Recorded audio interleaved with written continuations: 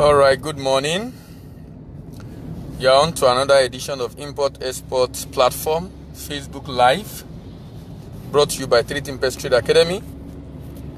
I'm in transit, so you might see the video shaking a little.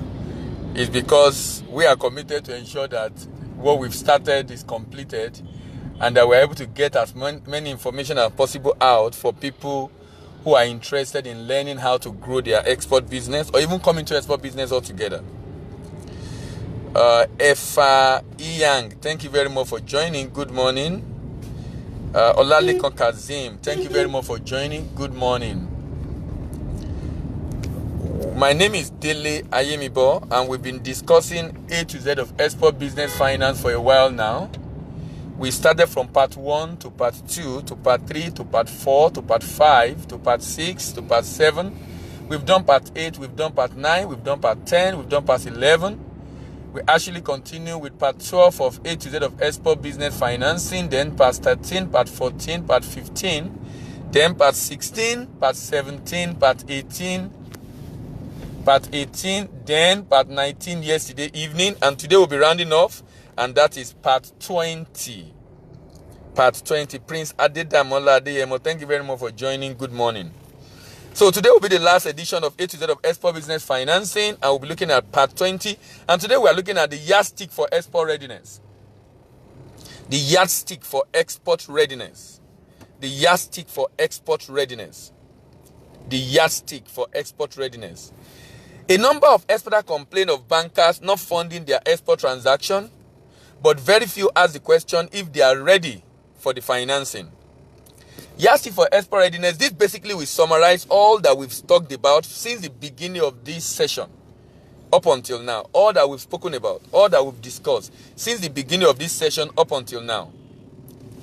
So we'll be summarizing it, and for those that just joined us for the first time, you can always check our timeline or check our YouTube channel. I'm sure you'll be able to see other videos regarding A to Z of export business financing.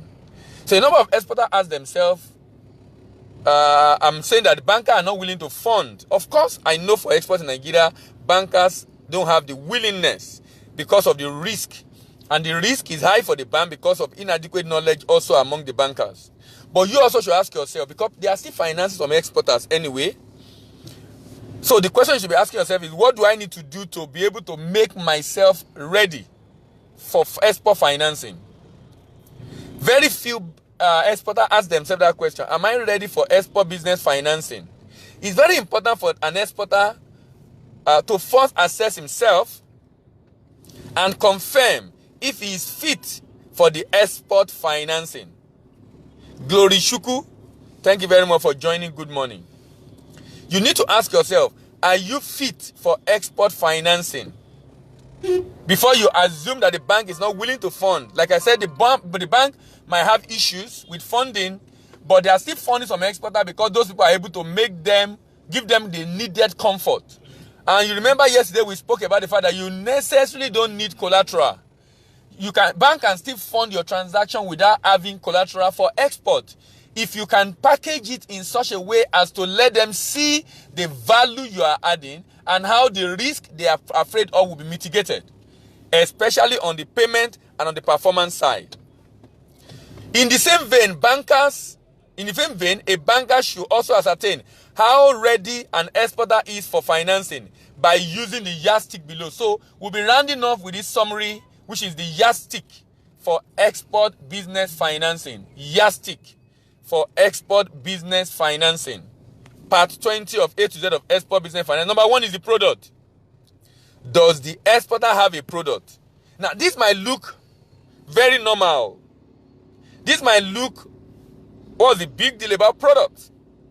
Product. I mean, the exporter should have a product. But I tell you, it's not always so. The exporter does not always have a product. Some exporters want to export, they don't have a product. And there's no crime with that. Only that before they approach the bank, they should now have a product. How do they get that product? I've said the times without number on this show that the product does not necessarily have to be your own product. You can get the product, you can export a product manufactured by someone else. And that's very important. So that you don't think you must be the owner of the product for you to export. No, you don't need to be the owner of the product for you to export. You can export a product that belongs to someone else. You can export a product that belongs to someone else. All you need to do is to get that person to do contract production for you. With a contract production for that someone else, you will be able to do the export eventually. Because the person will produce for you and you will export. And you know, whatever I'm telling you on this show, rest assured, we are not talking theory, we are talking what is practical. We currently export about 4 different items for over 2 years, and we are not the manufacturer of the product. They are produced by a young lady somewhere. We are produced by a young lady somewhere at around okay, let's do like this because of the traffic there. Around, I think, Obanikoro in Lagos. That's where the lady is. Sorry, I'm in transit, so I got a bit distracted. But we needed to do this. We said 8 a.m. and I know some people will be waiting to hear us. So we needed to do this, even though I'm in transit, in traffic in Lagos on the way to the office. Tommy Lola Adeyemi, thank you very much for joining. Good morning. So, product. Does the EFTA have a product? How acceptable is the product in the local market? What is the global demand? What are the risks of production and procurement? What is the global demand? What are the risks of production? What are the risks of procurement of that particular product? Can it source it effectively? Is there a demand for the product? Who is he buying from if he's buying? Who are you buying from? Can you get the quantity required? Is it also a sustainable source of getting the product? All these questions need to be answered. If all these questions are effectively answered, it becomes extremely easy to be able to source for funding. So the first thing is you must have a product. You must have control over the product. You must be able to get the product. The product must be of good quality, of good standard. The product must have a demand. The product can be exported profitably. The product can be exported profitably. The product must be available locally. The product must be available locally. Remember, we are discussing A to Z of export financing, part 20. And this morning we are talking about export financing readiness. Export financing readiness. And I said number 1 in the checklist of export financing readiness is product. The fact that the product must be available in the right quality and quantity. There must be a demand for it. It must be profitable. You cannot export imported item. One of the prohibited items for export in Nigeria is actually imported item. So you cannot export imported item. You cannot export imported item. So any item you are thinking of exporting must be manufactured in Nigeria, or at least must be value added in Nigeria. So that means when the product gets into Nigeria, there is a value addition. That product must be value added in Nigeria. Value added in Nigeria. Number 2, purchase order. Purchase order. Purchase order is another very critical checklist. Critical export financing readiness checklist. The question is this: purchase order. Do you have a purchase order? Do you have an export contract? If the exporter does not have a contract, then it's tough for him to get financing, because the bank must see that there is a product. There is a firm commitment of a buyer willing and ready to buy that product based on a signed purchase order. Should be on the other side. Willing and ready to buy that product based on the purchase order. Based on the purchase order. So do you have a purchase order? If you are approaching the bank, number 1, product. Number 2, purchase order. Purchase order is the agreement signed by buyer and seller before a legally binding international trade can take place between them. It's an agreement between buyer and seller before a legally binding international trade can take place between them. It gives a firm commitment of the buyer to buy, and it gives an idea. It gives an idea of the quality of the item expected, the payment method, the payment term, and a number of other factors that will make the bank comfortable, that the bank needs to know about that transaction. So Does he have a valid and verifiable purchase order? Valid is not expired. Verifiable. That means if the bank need to contact a buyer, he can really contact the buyer and know if there is a buyer for this product. Valid and verifiable. Who is the buyer? Which country does he reside? Has he done the business with him before? Has the exporter shipped to this buyer before? Is there any way to reach the buyer directly? Has he done the business with him before? Is there any way to reach the buyer directly? Has he done the business with the buyer before? Is there any way to reach the buyer directly? So that the financier can be comfortable that the exporter indeed have a valid buyer, a valid contract, and verifiable contract. Verifiable buyer, verifiable contract. Tina or Sahon, thank you very much for joining. Okay, let's slow down. Adeni Adeyinka, thank you very much for joining. Good morning. Number 3, paperwork. Number 1, product. Number 2, purchase order. Number 3, paperwork. Paperwork. Paperwork will be seen in your paperwork show your previous history. Paperwork show your previous history. Remember that one of the things vital for bank to finance you is actually your previous history. Previous business. Previous history of doing business. Previous history of doing the same business. That will be validated via your paperwork. Is the exporter new in the business? Is he going to do the business generally? Does he have any track record of competence? Does he have a paperwork to validate all his claims? For those of you that have been joining us since we started this session, from part 1 to now part 20, you will agree with me that paperwork is of essence, vital, important, and critical for export business financing. We've spoken a lot about paperwork because international trade is a business of documentation. International trade is a business of documentation. Your request for funding is as valid as the degree of paperwork available. Your request for funding is as valid as the level of paperwork you have to back and validate all your requests. Have you done it before? Your paper will show it. Have you been paid before? Your paper will show it. Have you done the right quality before? Your paper will show it. Have you done the right quantity before? Almost everything you need to do, the paperwork will show it. The paperwork will show it. So paperwork is so important. Paperwork is so vital. Paperwork is so essential. Paperwork. Remember, we're looking at the Yardstick for export finance readiness. Yardstick for export finance readiness. Product number 1. Number 2, purchase order. Number 3, paperwork. Number 4, previous business. Paperwork and previous business are pretty much similar because paperwork helps us to validate the previous business. Number 5, proposal. Proposal. You remember vividly, for those that have been listening to us or you are listening to previous edition, we spoke a lot about proposal. As a matter of fact, proposal was part 1 of this program was proposal. And then we're talking about the fact that some proposal does not make sense. Some proposals does not make sense. And that when you are giving a bank a proposal for funding, your proposal must make sense.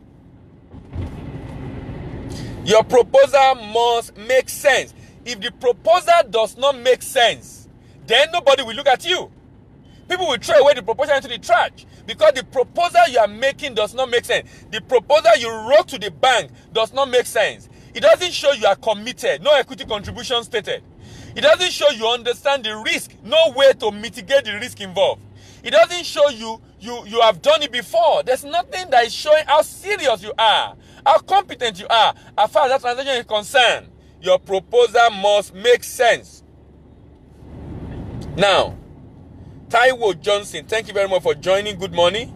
Yombo Odumbaku, thank you very much for joining. Good morning. You're welcome. Does the exporter have a proposal? How detailed is the proposal? Does he answer all the questions in the mind of the financier? Or does he leave any gap uncovered? How detailed is the proposal? Does he answer all the questions in the mind of the financier? Or does he leave any gap uncovered? If your proposal leaves any gap uncovered, the bank will deem you as being incompetent and the bank will not finance. Because the bank can begin to pick holes, very deep holes in your proposal. You are basically communicating to the bank that you are not competent to handle that transaction. That's basically communicating to the bank. As long as the bank can pick hole in your request, as long as the bank can pick hole in your proposal. So your proposal should be watertight.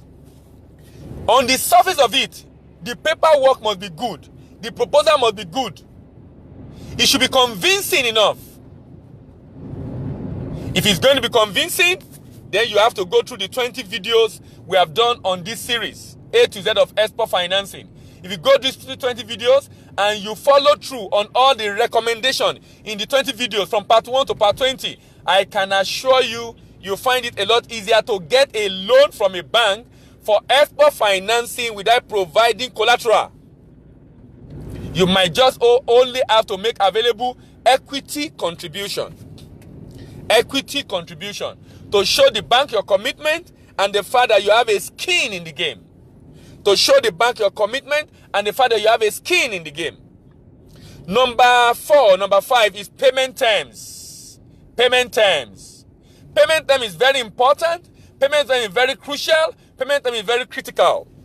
Remember the product, Yardstick for export readiness, the paperwork, Yardstick for export readiness, the proposal, Yardstick for export readiness, the purchase order. Now we are talking about the payment terms. Payment terms. Payment term is so important. Payment term is so important. What are the payment methods and the payment terms? How does the exporter intend to mitigate the risk of non-payment, if any? What are the payment method and the payment terms? Payment method, letter of credit, bill for collection, open account, advance payment. Payment terms, 50% payment ahead, 50 balance. Payment is made upon arrival and clearing of the goods. Payment is made ever before shipment. Payment is made 70-30, 60-40. How is the payment going to be made? Payment terms. How does the exporter intend to mitigate the risk of non-payment if the payment does not involve a guaranteed source of payment? How do you mitigate it? If there is no bank giving an undertaking to pay, how do you mitigate it? That should be stated in your proposal. Export financing readiness. The next one is partners. Product, purchase order, proposals, paperwork, payment terms, payment method, and then partners. Partners. Who are the key partners that are needed in your production and procurement? How reliable are they? How resourceful and resourceful are those partners? You need partners. Who are those you are working with? You know why the bank is interested in your partners? The bank wanted to be sure that you have enough support base so that in the course of this transaction, if you are sick, if you become very sick and you are unable to function, is the money that the bank has given, will it be locked down? Or you have partners you are working with, colleagues you are working with, suppliers you are working with, who will be able to ensure that the transaction is still going on even though you are in the hospital. The bank is interested in your partners. Who are the partners you have in this business? Partners are the suppliers. Partners are your team members. Partners are the directors. Partners are the labor, the staff, the people you are working with. How independent are they of you? Can this transaction be executed even if you are not available? Who are the partners? The bank is very critical, interested in your partners. As a matter of fact, the more the partner you have, the more comfortable the bank is. Or the more reliable your partner are, the more competent your partner are. And the more the partner you have, the more comfortable the bank is to be able to go ahead and work with you on that project. Why? The partner will get the job done even if you are not there, because they are competent enough to do it. They are competent enough to do it. We've talked about the previous business. Are you new in this business? Are you new generally in business, or you are new in export business? My take throughout this program has been that I don't believe that a bank should not finance someone new in export business, but not new in doing business. If he's not new in doing business, that means he has business skill, business acumen, but the bank can still finance this project as long as the guy is able to provide equity. We are able to secure the source of local supply without having to lose money with guarantees or standby letter of credit. And we are able to also secure the payment from abroad with a payment instrument like letter of credit or standby letter of credit or even guarantee. If we have those instruments in place and the exporter have equity contribution, we should be able to come up with a structured trade finance that will make it easier to finance that transaction, and we'll be able to go ahead with it, even though the guy is new in export business, but is not new in doing business. That means he has a viable business that if anything untoward happen, the other business can actually fund the repayment of this transaction. Can fund the repayment of this transaction. The last but not the least, purchasing power. Purchasing power. Remember, we are doing A to Z of export business financing part 20. And in this part 20, we are looking at the yardstick for export finance readiness. And we are discussing purchasing power. Purchasing power. Does the exporter have some cash? Does the exporter have some cash? If you're an exporter, you are listening to me, don't approach a bank when you don't have any cash to support what they are going to fund. The bank must see you. In fact, bank see you as being serious when you are putting your money down on the table. If your money is not on the table, the bank will think, you are just coming to come and use the money of the bank. If anything happens, you will run away. You are not having a firm commitment to make the project a success. So the bank cannot really trust you. Sincerely, for me, it's not wise, and it's really irresponsible for a bank to fund a project brought to him by an exporter when the exporter does not have any commitment in the transaction. The exporter must have a skin in the game. If you don't have a skin in the game, sincerely, even myself, I won't want to fund it if it's my money. Why? There must be a commitment. There must be a way for you to show that you are serious about this project, and if anything happens on this project, you will be committed to ensure the project is successful. Purchasing power. Does the exporter have some cash to fund the export project? Is he relying only on the bank to provide all the fund, or is going to contribute a particular percentage for the shipment? This is extremely important. This is very important, because at the end of the day, this will make the bank to take its decision on how serious you are on this project.